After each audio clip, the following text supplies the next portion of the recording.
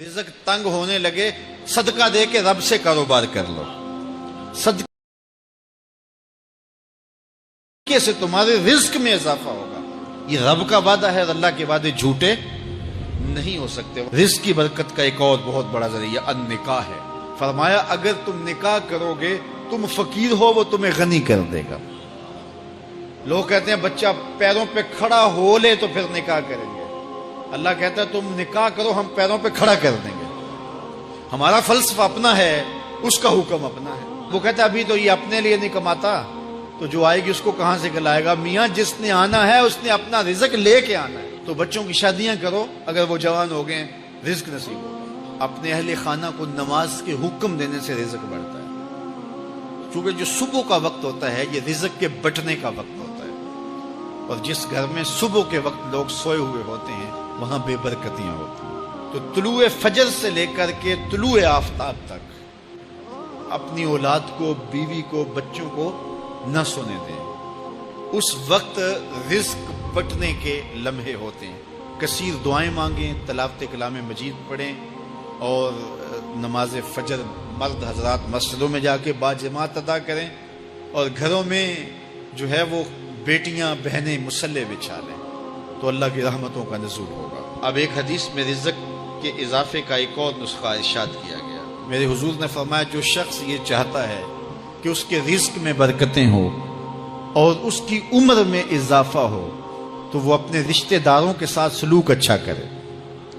رشتہ داروں کے ساتھ اگر اچھا سلوک کرو گے تو پھر تمہارے رزق میں برکت ہو.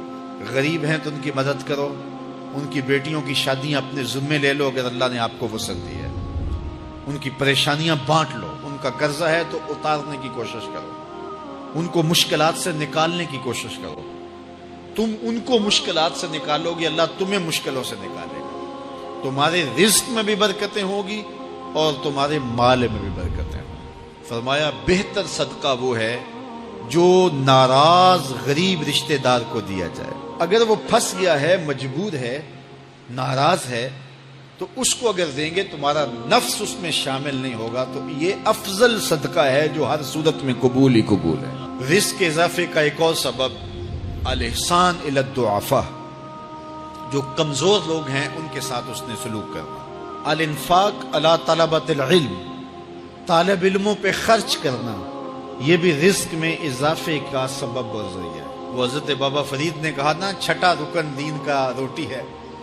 گھر میں کچھ نہ ہو تو پھر نہ نماز اور نہ ہی دیگر امور کی لذت آتی ہے. تو یہ رزق فراواں اور وسیع اور مبارک نصیب کر دے اللہ.